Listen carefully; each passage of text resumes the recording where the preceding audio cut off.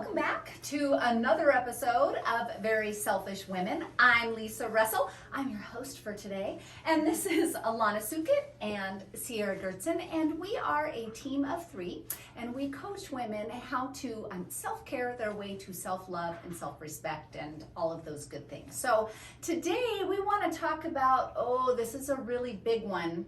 We want to talk about how to live a life that is full of balance and moderation. And what exactly does that mean? We hear it all the time, but how do you put that into practice? So I have a couple things to say, but I want to see, do you guys have anything like right off the bat you want to talk about balance and moderation? Is it attainable? Is it a little pipe dream, or can it happen? Oh no, I think it's absolutely necessary. You have to practice it. You have to be comfortable with it. It is literally something that you must build into your life.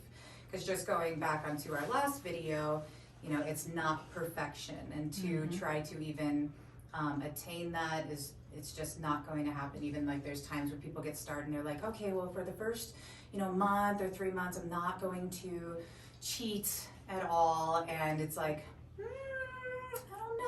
I don't think that's gonna happen. I have yet to this day know anybody who's been able to do that, or perhaps do it and not completely crash and burn at the end. And so honestly, like from the get, I tell people, you have to build this into your life, you have to practice it, you have to be comfortable with it, you have to learn how to do it guilt-free. Right. Which is easier said than done. But. And I think before we even really go into how do you practice balance and moderation, I don't know about you guys, but this is what I see. I've seen this for years and years when we coach our clients. And I know this because I was a person who did this, and I call it the crazy pendulum. I know a lot of people talk about roller coaster and dieting, but I think of it as a pendulum, so that when you are not feeling good, either you're heavier than you want to be, or you don't have energy, or you're just not in a good place, your pendulum is hanging up here, and this is your starting point. I don't feel good, either it's health issues, whatever it is, I want to be more fit, and so you make a decision, I'm going to get healthier, and that's great. But oftentimes, like Alana said, what happens is your pendulum goes whoosh, like this. And now I am this person who's living a healthy lifestyle. I don't eat cookies. I eat kale 6 times a week, and I work out every day. And you can do this for a period of time. And I know I practiced this for way longer than I really should have, because once you have success and you're feeling better and stuff, you just can kind of keep on this road. But if you don't make allowances, what happens is at some point, I promise you, my friend, you are going to break, and then your pendulum goes whoosh, and you go way back over here, and you either gain the weight back, or you get back into these old habits. So a lot of times what we teach our clients is, yes, when you first get started, your pendulum's going to come over here, but in a very short amount of time, we need to learn how to keep our pendulums settled into this place of balance and moderation, which really is about allowing yourself to live like a real person. So there's my pendulum, but I know from my own experience, I was able to hold this over here actually for several years before it broke. And then I ended up maybe over here. So trying to live here in this place of balance and moderation, it actually, I think you already said it, it takes practice.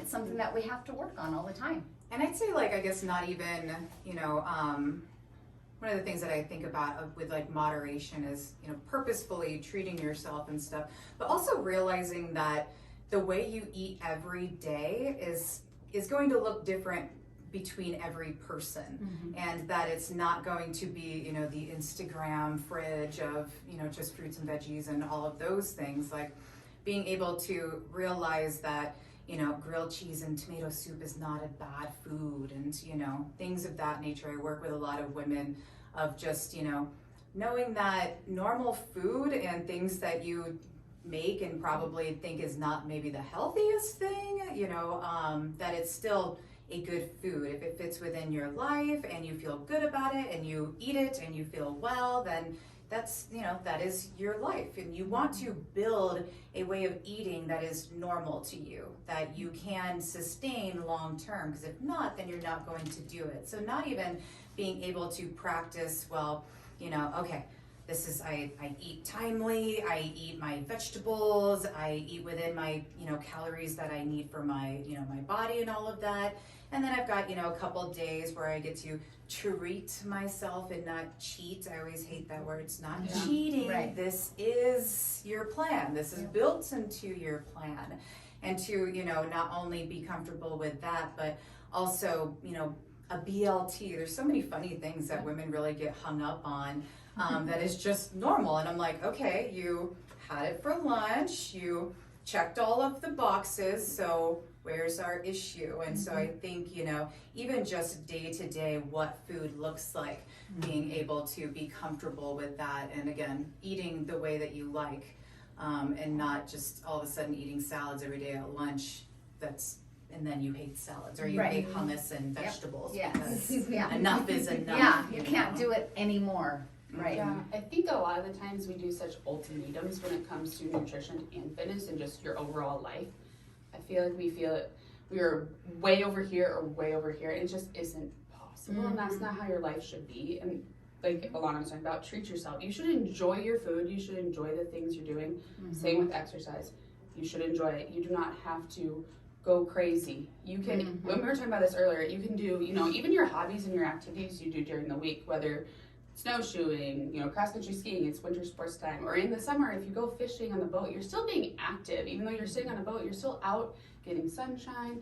You don't have to set these goals that are, checking them off to the point where you're like, I'm doing this, I'm doing this, I'm doing this, because eventually your body needs a break. And if you need a break, take a break. I was telling the ladies, if I have personal training and fitness classes in the same day, usually I don't work out. That's too much for my body if I do all that. You are working out. I know. You're just doing it differently. Exactly. And if I go and do my own workout too, that's just too much. And it's not enjoyable. And you get burnt out. And it takes a few days to get back into it, and it's just not a good life. Or even Eric coming back from snowboarding and mentioning how, hard that was and stuff. It's like, when you're in a constant squat, or if you're scrubbing floors, or good Lord, the shower and tub. Every time I'm like, I need to go outside because it's so hot. For me, it's vacuuming. I'm like getting my cardio in, singing and dancing, but that absolutely counts as being very active. You said something about the vegetables, and I want to just share a quick story about how I have a lot of food issues that I've really have had a long journey, my weight loss journey, and overcoming some of these unhealthy behaviors and thoughts towards food. And I have really always struggled for a very long time. For many years, I struggled with binging, and I would eat way more than I needed to, and I would feel so guilty afterwards, and I felt like such a loser because I only wanted to eat 2 brownies and I ate 8 brownies, or whatever it might be. And so I really worked on not eating brownies. I shouldn't eat brownies. Those are just a bad food. Well, what I discovered is I started eating lots more fruits and vegetables, and that's all good and great. But I can tell you without a doubt that it is entirely possible to binge on carrots and hummus, because I've done it while I'm watching Netflix. It's healthy food, it's fine. But I still ate this many carrots and this much hummus. And so it took me a really long time to, on my road, to figure out that food was not my problem. My problems were my problem. And so I had to really start working on my why and why I was doing some of these behaviors. And so, if you can either write it out, there's lots of resources for you. You can go and talk to a counselor or a very trusted friend or coaches like us. But anyways, just that so many times there are reasons and deliberate ideas behind some of the behaviors that lead to a lack of balance and moderation. And that's why I say I call it a practice, and it's something that when you're able to grasp that it is perfectly healthy to have a brownie on a special occasion, even 2, life goes on. I didn't gain 10 pounds overnight from having it. And so just learning to treat the food as food and not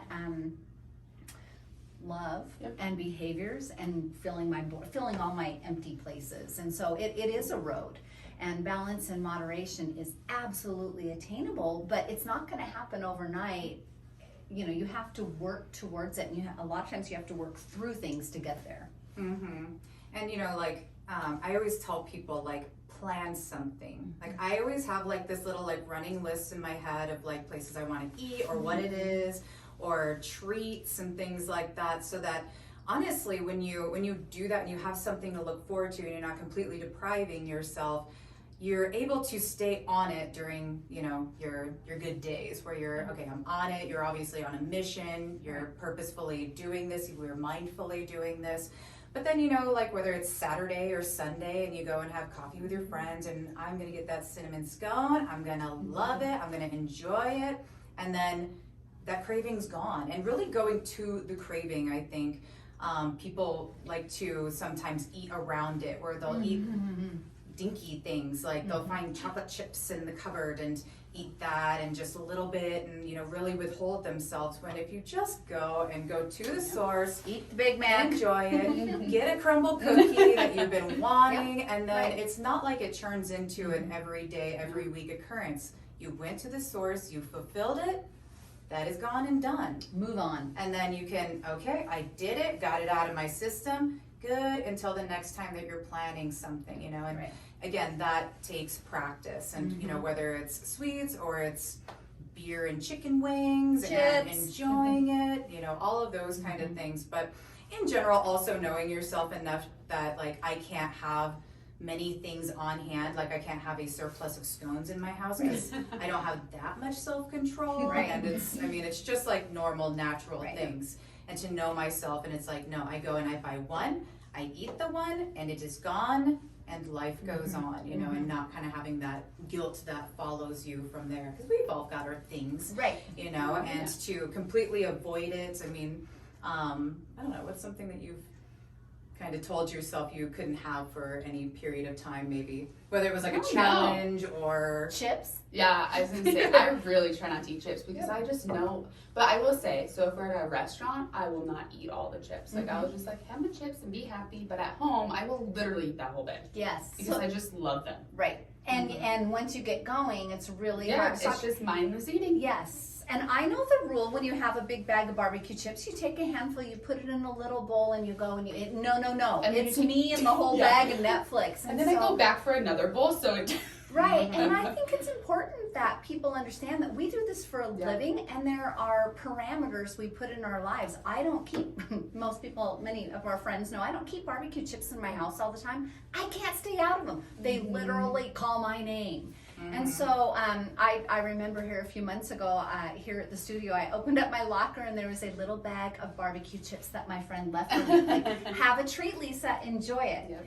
And being able to do that, I think the whole entire idea of balance and moderation and a healthier lifestyle is having a plan for yourself and keeping your own promises that you make to yourself, you know, but at the same time having a little flexibility and just getting along with yourself instead of fighting yourself morning, noon, and night. And you know me, I think it's all about your mindset and your inner narrative and placing your thoughts in a good, healthy place of kindness towards yourself. And whether it's food or exercise, like making a plan for what you would do normally. Like if you're not going to train for a marathon forever, I mean, I guess that's a bad one. Sometimes people just train for marathons, but if like Orange Theory or some of these like Peloton, if you're not a cycler and things like that, like don't start doing it just because you think that's the most successful way. Right. You know, like really build a life that you see yourself doing forever. And then it's just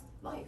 Yes. And that's what a lot of the ladies will ask, oh, what do you do? Well, I'm a swimmer, and most people are not swimmers. That's actually not the norm, as it turns out. So I would not suggest anyone here go start swimming laps if you because you don't like swimming. Right. I mean, that's miserable. And I think the other thing too, bringing the exercise and food. So learning how to treat yourself in moderation, but do not torture yourself with exercise. You do not need to go, and exercise off that brownie you just enjoyed. I mean, enjoy the brownie. And if you don't work out that day, it's going to be totally fine.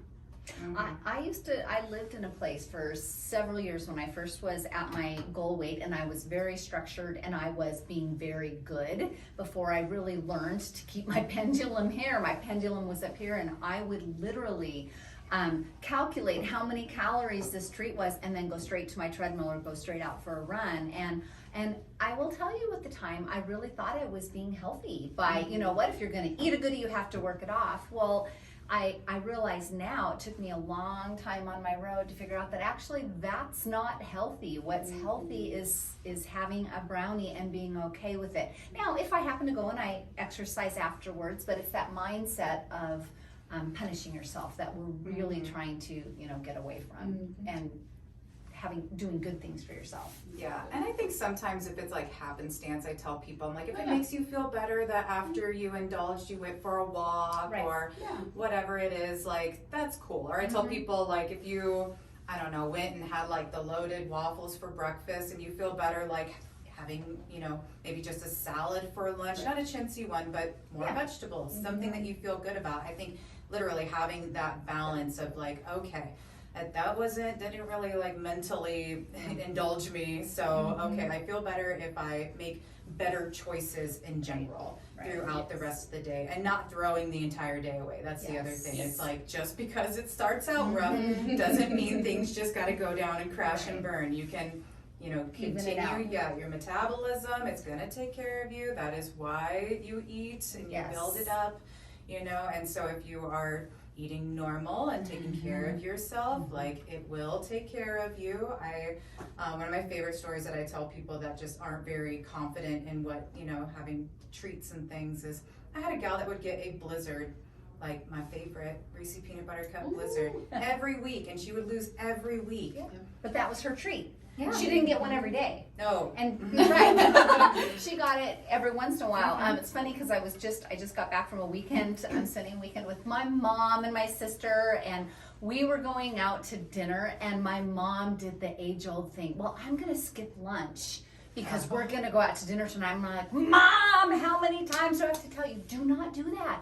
Still, like Alana said, you eat normally during the day, and then when you go out to dinner, you're somewhat in control, and you don't eat this much, and then, you know.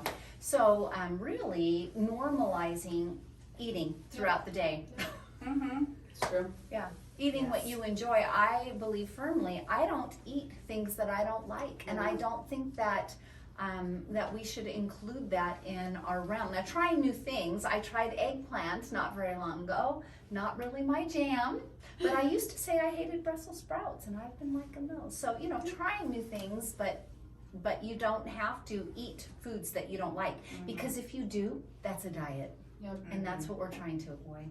And, you know, again, staying away from that cheat word. It's a treat, or even like with exercise, like it's a rest day. It's not a cheat day. It's not a lazy day. It's part of your life. To your body, and, you know, again, everything in balance and moderation. And your body needs it. I mean, you can't go at 100% all the time. I promise you, you will crash and burn. And then you'll set yourself backwards, and then what's the point of that? Yep, I've done that, and it doesn't feel good. It really doesn't. So, well, I think that was a really good talk. I'm excited about moving forward on talking more about balance and moderation, because there are so many layers to it. And when we talk about what a healthier lifestyle and what weight loss looks like, it is it's complicated, and it is like I said, there's a lot of layers in it. There's reasons behind our behaviors and the thing that we do, and so our goal is to be a voice of reason and help you to see that I will say it's very simple. The whole idea of eating, sleeping, pooping, and moving. All those things are really important. And so we're going to be talking about that in the coming weeks. Sorry, I said poop on camera. All right. For the very selfish women, we will talk to you soon. Bye. You forgot to wave. Oh. Bye.